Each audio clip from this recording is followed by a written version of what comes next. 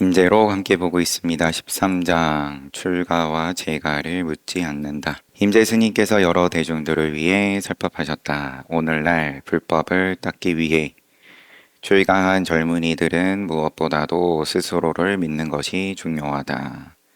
밖으로 찾아 구해서는 안 된다. 밖으로 찾아 구하는 것이 스스로를 믿지 못하는 거다. 무엇이 스스로를 믿는 거냐? 구함이 있냐 없냐? 구한다는 거는 어제 나왔던 표현으로 이제 무의도인 의지함이 붙으면은 혼자서 서지를 못하니까 뭔가 지팡이에 의지한다. 지팡이를 이제 구하는 건데 그러면은 스스로 내가 이렇게 의지함이 있구나. 이거를 보면 된다. 지팡이를 절대 짚어서는 안 된다. 때려잡아라 이게 아니라 당연히 모양은 무너짐이 있으니까 여기다도 저기다도 기대고 의지하는 거야. 뭐 또 오늘날 세상에서 또 그렇게 의지를 해라.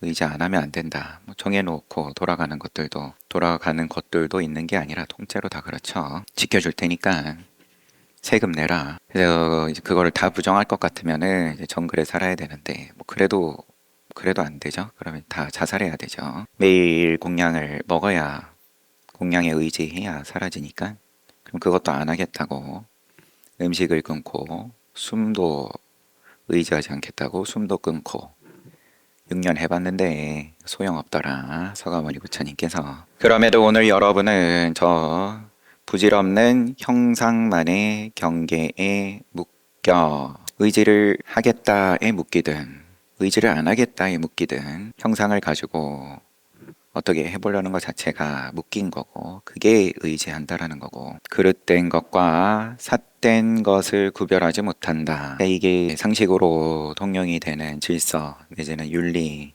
선과악 이거하고 전혀 다른 소리가 항상 다른 소리는 아니지만 왕왕 180도 거꾸로 된 선도 악도 다 일으키지 않았을 때 본 모습을 묻는 것과 선을 권장하고 이제 악을 때려잡고 이것과는 이야기가 많이 다르다 보니까 근데 이제 몸에 우리는 그게 완전히 익어 있는 거고 그러면 안 한다 하면서도 또 내 모양에 집착을 한다. 조사가 있다 부처가 있다 이런 것들은 모두 가르침을 위한 자취에서의 개념적인 이해이며 가르침을 위한 자취 수단이다.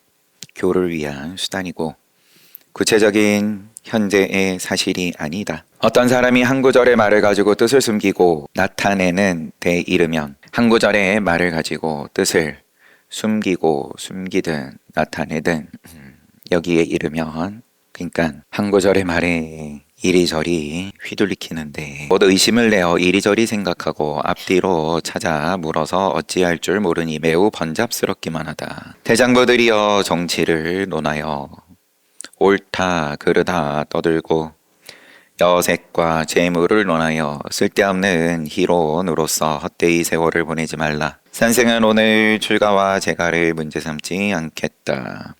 내 앞에 오는 자는 모두 그들의 정체를 숨길 수 없다. 출가자도 몽둥이 맞으면 하를 마주하면 출가자도 그렇고 재가자도 그렇고 어차피 몸뚱아리 쓰는 거고 또 감정 일으키는 거고 숨길 수 없다. 가령 그들이 어떠한 경계에서 온다 하더라도 나는 그들이 사용하는 음성과 문자 또 언구는 꿈과 환상과 같아 공한 것임을 꿰뚫어 보고 있다. 뭔가 신통으로서 꿰뚫어 본다가 아니다. 탐정이 그냥 지나칠 법한 사소한 뭔가를 보고 놓치지 않고 알아차린다 여서가 아니다. 그러면 다 말을 듣고 거기에 따라서 내가 대답하는 줄 착각하지 말라고 초반에 이야기 나왔던 부처 작용은 그렇게 원인 결과의 작용이 아니다. 보는 지점에서 나오는 대로 작용하는데 그렇지만 그게 찾아오는 입장을 깨닫게 한다. 13.2 그러나 경계를 사용하는 사람이 보면 이것은 모두 부처의 깊은 뜻이다. 경계를 사용하는 사람이 보면 또 부처의 깊은 뜻이다. 경계에 끄달리는 게 아니라 내가 어떤 경계든 간에 끌고 다닌다. 부처님의 경지는 스스로 나는 부처의 경지라고 칭할 수 없나니 부처의 경지는 의지함이 없는 도인 또 나왔어요. 무의 도인 이 경계를 사용함으로써 나오는 것이다. 만일 어떤 사람이 있어 나에게 부처를 구한다고 말하면 나는 바로 청정한 경지를 나타내어 온다. 어떤 사람이 나에게 보살도를 묻는다면 나는 자비의 경지를 나타내어 온다. 어떤 사람이 나에게 보리를 물으면 나는 청정할 정묘한 경지에서 나타내 온다. 어떤 사람이 나에게 열반을 묻는다면 나는 적정한 경지에서 나타내 온다. 거울이다. 부처를 구한다고 오는데 입으로는 부처를 구한다 하면서 내 거울에 비춰진 건 부처 모양도 없지 않아 있지만 구하는 바가 그렇지만 그거 말고도 오늘 점심 때 무슨 메뉴 나오냐도 붙어 있고 등등 자식도 잘 돼야 되고 이런 거 저런 거 뭐 다 붙어서 그러면 그대로 비춰주는데 뭐가 억울하다 그러냐. 경계는 여러 가지 차별이 있지만 사람은 다르지 않다. 그러므로 중생이 바람에 응하여 형상을 나타내는 것이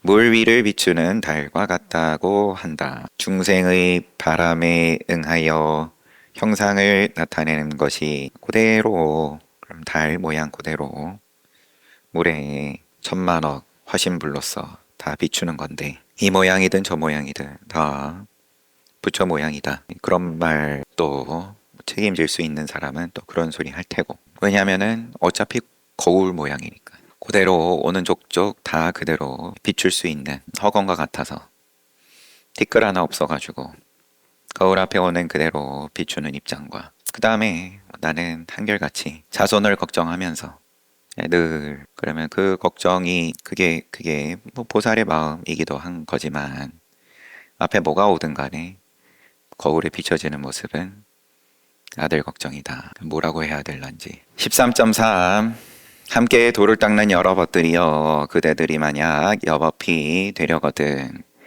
바로 대장부가 되지 않으면 안 된다. 여법이 되려 하거든. 그런 시계가 고장나가지고 시계 보면은 맨날 12시 또 좀 지나서 봐도 12시 그와 같은데 그게 아니라 그때그때 정확한 걸 비춰내려 그러면은 되려거든 대장부가 되지 않으면 안 된다. 그러한 각자 지니고 있는 그 걱정거리에 자기가 내가 여기 의지하고 있었구나. 쟤가 나한테 의지해서 내가 쟤를 항상 걱정한다. 그러고 떠들어왔는데 내가 이 걱정에 내가 의지하고 있다. 무의 도인이 되지 않으면 안 된다. 저 깨져서 달그락거리는 그릇에는 제호를 담을 수 없는 것이다. 큰 영양을 갖춘 큰 그릇 대기의 인물은 절대로 타인으로부터 미혹함을 받지 않는다. 그대로 비추는 게 전부다. 도둑놈이 오면 함께 도둑을 비춰 함께 도둑의 춤을 추고 그러면은 완전히 미혹됐는데요. 어느 곳에든지 주체적이라면 서는 곳마다 진실한 곳이다. 밖에서 밀려오는 것에 이끌려 집착해서는 안 된다. 그대가 만일 한 생각 의혹을 일으키면 바로 마의 경계가 마음에 들어와 환각이 생겨난다. 거울에 바로 뭔가 그림이 그려진다. 잔상이 남는다. 거울이 한 생각 의혹을 일으키면 잔상이 남으면 그러면은 또 거기서 휘둘리킨다. 스스로는 물들지 않는다고 자신의 받자다. 저 보살도 의혹을 일으킬 때에는 생사마가 틈을 타게 된다. 저 보살도 의혹을 일으킬 때는 생사의 이런저런 시시한 거에는 잔상이 안 남지만 그렇지만 살고 죽는 근본 문제에 가가지고는 쉽지 않을 수 있다. 오직 한 생각을 쉴 줄 알아야만 한다. 절대로 밖에서 구하여 진실을 찾지 말라. 밖에서 밀려오는 것이 있으면 그대의 스스로의 성품이 투명한 거울 누구나 지니고 있는 그 지혜로 빤냐 지혜죠. 반조하라. 거울로서 비춰보면 된다.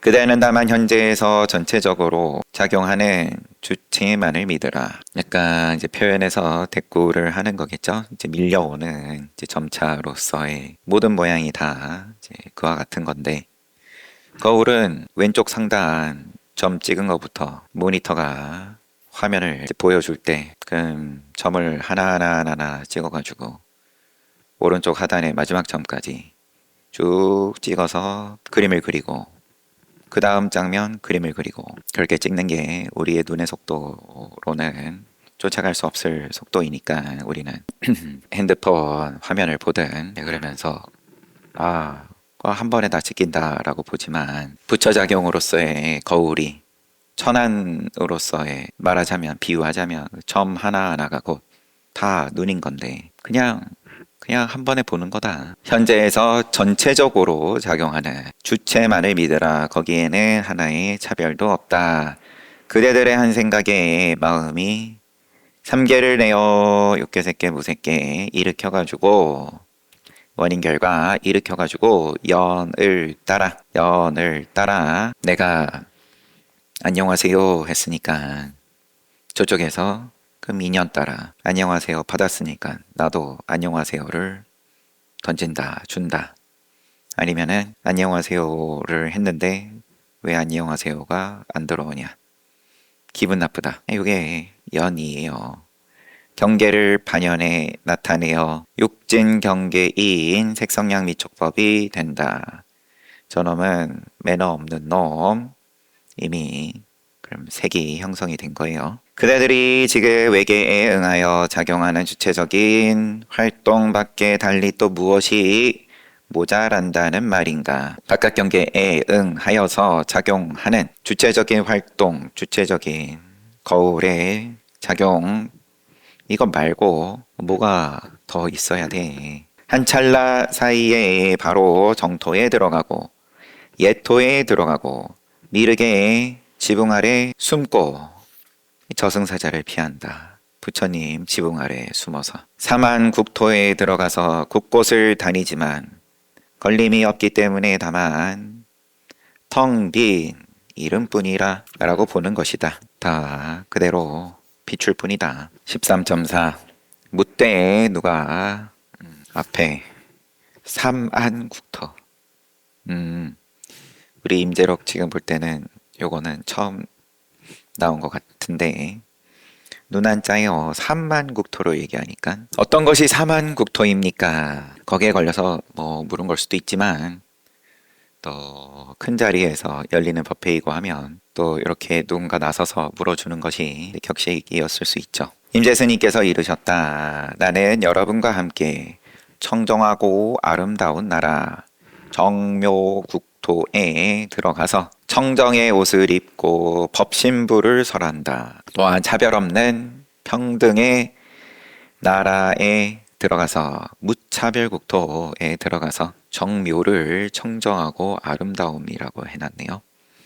묘하다를 이번에도 그러고 보니까 불명 나왔죠. 선묘법도 있고 선묘행도 있고, 그 선생님께서 묘자도 자주 쓰시죠. 불명 지으실 때. 그러면은 불명 받으면 궁금하니까 많이들 물어보세요. 그러면 또 영묘각 보살도 있고, 그러면 영은 신령스러울 영, 묘는 묘할 묘, 각은 깨달을 각, 이렇게 얘기를 해주면, 아니 그거는 인터넷 검색하면 바로 나오니까 그걸 몰라서 묻는 게 아니라, 그러면 여기에 세 글자가 합쳐져 가지고 무슨 뜻이 되냐, 그러면 영은 신령스러울 영, 그럼 지금 보고 있는 걸로 얘기하자.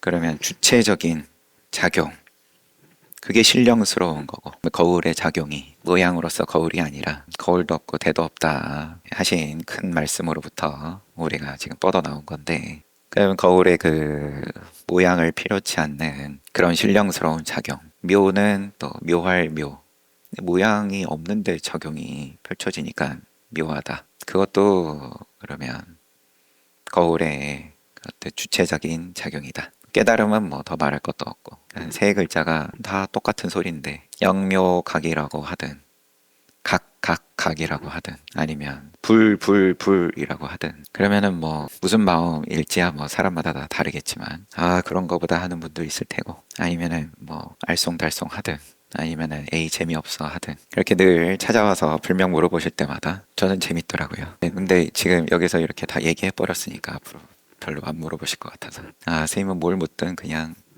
붙여라고 하시겠네. 근데 여기서 아름다운이라고 해놓은 거 보니까 묘자를 이제 뭐 처음 보는 분들을 위한 익숙한 표현으로 얘기를 할 수밖에 없는 거죠. 청정은 그래도 좀 알죠. 다들 깨끗한 거 좋아하니까. 그래서 청정하고 아름다운 국토. 삼안국토가 뭐냐 물어보니까 그러면 눈 나라가 뭡니까? 정묘국토가 한 가지. 거기는 법신불 계셔. 그다음에 무차별국토는 보신불 계셔. 또 다시는 그 무엇에도 얽매임이 없는 절대 자유의 나라 해탈국토를 절대 자유. 해탈도 불교 신자라면야 뭐 항상 듣는 단어이기는 하지만 그럼 해탈이 뭐냐 했을 때 이런 말이 또 도움이 될 수 있겠죠. 걸림이 없는 거야. 어디에도 전혀 묶이지 않은 거야. 해탈 국토에 들어가서 광명의 옷을 입고 화신불을 설한다. 무차별의 잠시만요. 청정의 옷을 입은 법신불, 무차별의 옷을 입은 보신불, 광명의 옷을 입은 화신불. 조금 다르게 또 말하자면 누구나 청정만 갖다 걸치면 법신불이고 무차별만 자기가 갖다 걸치면 보신불이고 광명을 걸치면 화신불이다. 이 삼안국토는 다 내가 행동하는 데 따라서 변화하는 경계에 지나지 않는다. 이 옷을 입었다. 저 옷을 입었다. 이게 자유롭다. 우리 고신과 사라숲의 고상함을 그러면 누가 뽐낼 수 있냐? 부처님의 큰 제자들이 돌아가면서 이야기를 하는데 마지막에 주제자 역할이었던 사리불 존자가 비유하여서 아침에 점심에 저녁에 큰 왕이 자기가 입고 싶은 거 이거 입었다 저거 입었다 얼마든지 자유롭게 할 수 있는 것과 같이 그만큼 조어장부다. 나는 경계가 그만큼 자유롭다. 그만큼 거울이다. 거울 앞에 이렇게 비췄다가 또 다른 것도 비췄다가 아니면 그때그때 바로바로 전환이 된다. 그러려 그러면은 애초에 다 똑같은 얘기의 반복이니까 다시 책을 좀 봐야죠. 교리적인 입장으로는 법신을 교리의 근본으로 삼고 보신, 화신을 작용으로 삼는다. 그러면 이야기로 할 것 같으면 사람들이 뭔가 그러면 좀 이야기 듣고 내가 모르던 걸 알았다. 내가 오늘 공부 잘했다. 배부르다. 요렇게 이런 기분 느낄 수 있게 하려 그러면 요렇게 말하면 되지. 법신을 교리의 근본이고 보신, 화신은 또 작용이야. 그러나 산승의 견초로는 이 법신도 법을 설할 줄 모른다. 법신을 왜 그렇게 시시하게 얘기하냐. 교리의 근본으로 삼고. 그러므로 옛사람이 말하기를 법신은 현상에 의해 세운 것이고 불국토는 법성의 본체에 의해서 세운 것이다 라고 했다. 옛사람이 말하기를 고덕이 말씀하시기를 법신은 현상에 의해 세운 것, 불국토는 법성의 본체에 의해서 세운 것이다 라고 했다.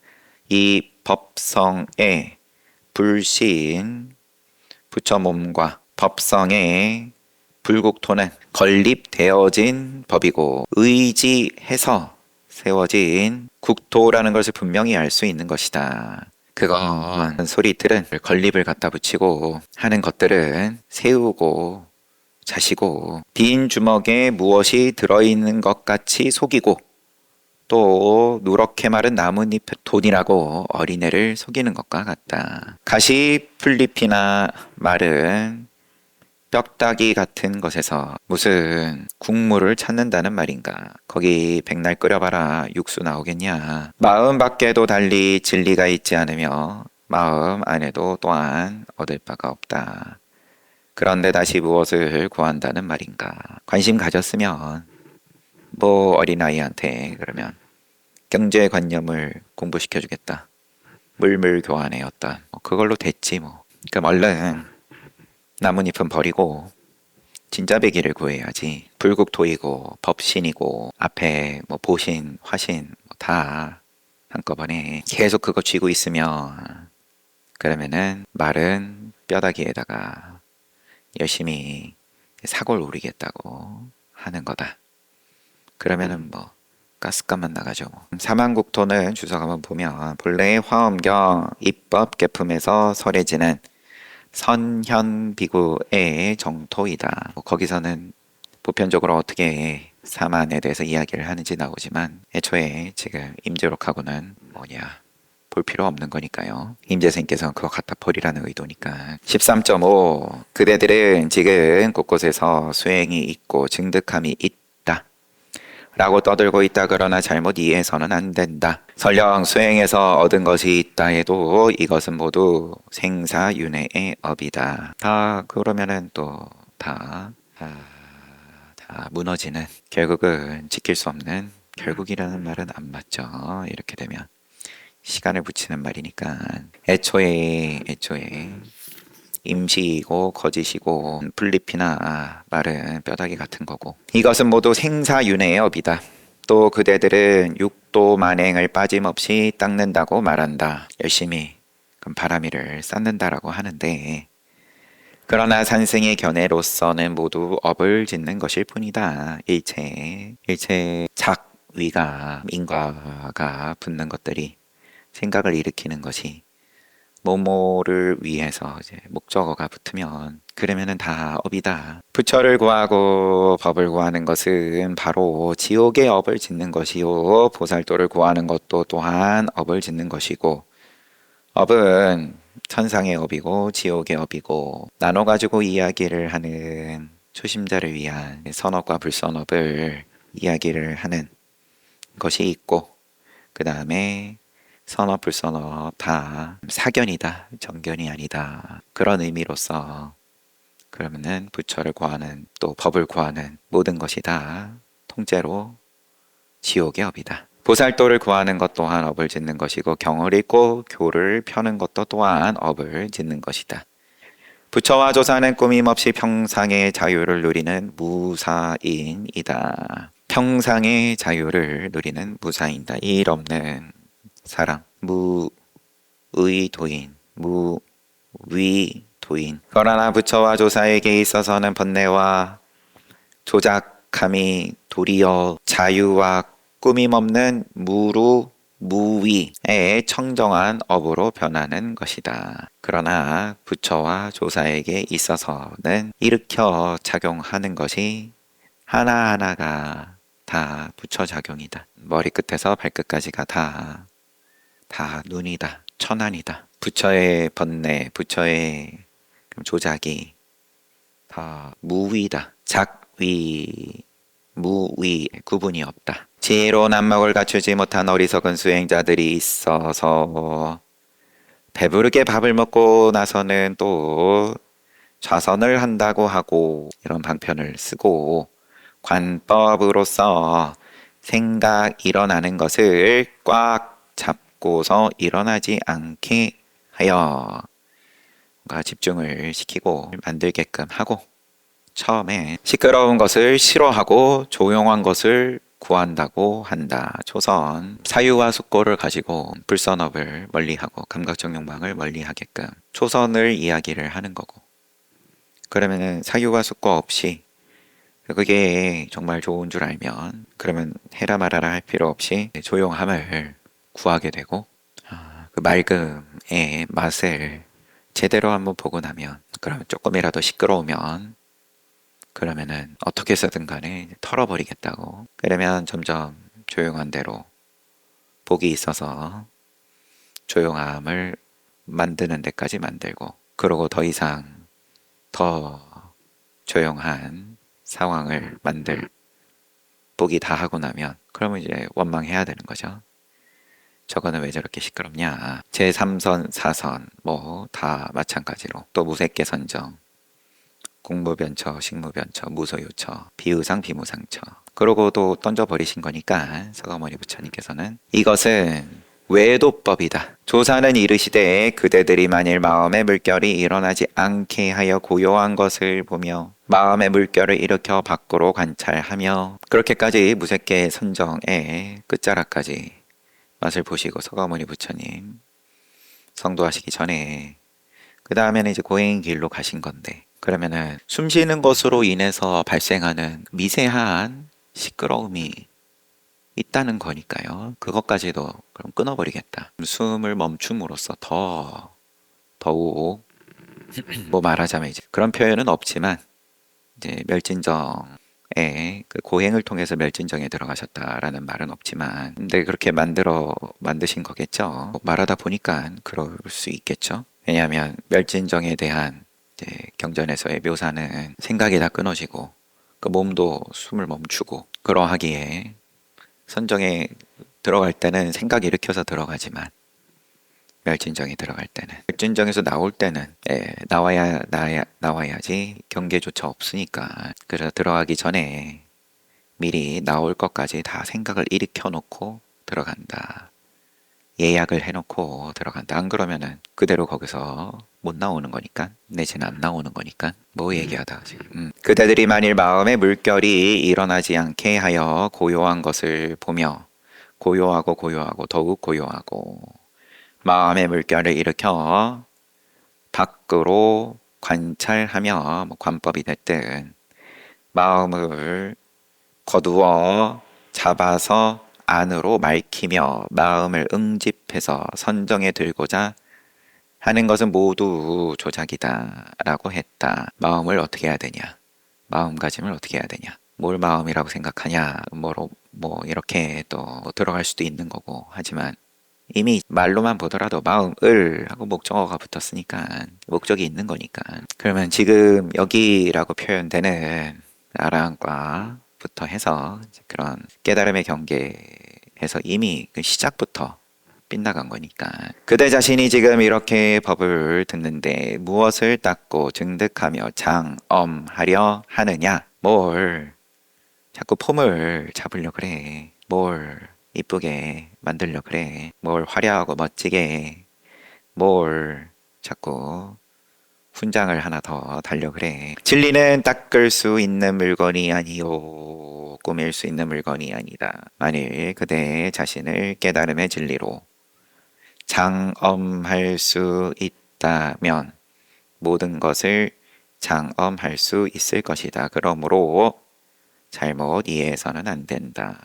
뒷부분은 하택 시내의 유명한 북종선을 비판하는 그런 말이다 라고 조금 보충 설명이 되어 있습니다. 좌선 관행 앉아좌선하고 또 집중해서 관법하는 수행에 대한 내용은 이 구절은 원래 굴다 3장이 3장법사 북종파의 제자가 독좌 간심 하는 것을 비판하는 이야기에서 비롯된다. 이 굴다는 조당집에 나와 있기를 육조의 법을 이었다. 근데 이름이 서역 사람인 것 같아서 어쨌든 육조의 법을 이었다.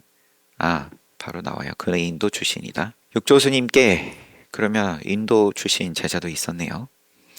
대원의 정량현 인도라니까 어쨌든 그냥 서역 사람 범인도. 대원의 정량현 역촌까지 왔을 때 신수대사의 제자가 초막을 모으고 홀로 앉아서 마음을 관하는 것을 보고 물었다. 뭔가 톡을 지어놓고 거기서 앉아가지고 마음을 관하는 것을 보고 무엇을 하는가? 그러니까 그 신수의 제자가 고요함을 지켜봅니다. 간한다. 지켜보는 이는 누구이고 그 고요함은 또 뭐냐? 이쪽은 뭐고 저쪽은 뭐냐? 고요함을 본다라 그러니까 그 스님이 얼른 일어나 예배하고 물었다. 그 말씀의 뜻이 무엇입니까? 스님께서 가르쳐 주옵소서. 굴다 3장이 왜 스스로를 지켜보지 않고 스스로를 고요하게 하지 않는가?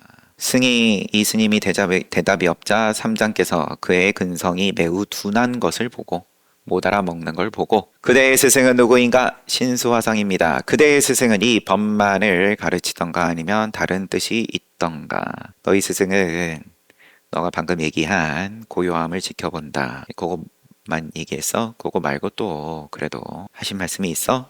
저더러 그저 고요함만을 지켜보라 합니다. 그것은 인도의 근기 낮은 외도들이 익히는 법이다. 이 땅은 선종인 줄 알았는데 사람들을 대단히 크게 그르치고 있구나. 스님의 스승은 누구십니까? 육조이시니라. 그리고는 바른 법은 듣기 어려운 것인데 그대는 어찌하여 그리로 가지 않는가? 그 스님이 삼장의 충고를 받자 바로 조계로 가서 육조를 뵙고 그간의 일을 자세히 말씀드리니 육조께서 굴다의 말이 옳다. 그대는 어찌하여 스스로를 지켜보지 않고 스스로를 고요하게 하지 않으면서 누구더러 그대를 고요하게 하라 하는가. 그 스님이 이 말씀에 크게 깨달았다. 이게 얼마나 사실 여부는 뭐 둘째치고 마찬가지로 이제 신수의 가르침과 이제 말키는 공부하고 대상을 두고 하는 공부하고 뭐 주체적이고 뭐 스스로를 왜 그럼 말킬 생각 없냐? 스스로를 간하지 않고 스스로를 고요하게 하지 않냐? 왜? 그러면 자기 성품을 왜 볼 생각을 안 하고 무언가 뭐를 따로 두냐? 자기 성품이다. 자성. 그러면 그 내가 뭐냐에 대해서 선지식이 힘이 있으면 거기에 대해서 깊이 들어가서 거기서 한번 크게 뭐 터지든 아니면 사르르 뭐 녹든 여튼 간에 혼자서의 힘으로는 또 스스로라는 거에 대해서 뭔가 또 모양 만들어 가지고 그거를 쥐니까 그렇지 않게끔 육조 스님께서 이제 그렇게 잘 지도했다. 여튼 주석도 잘 받고 쉬었다가 정진합시다.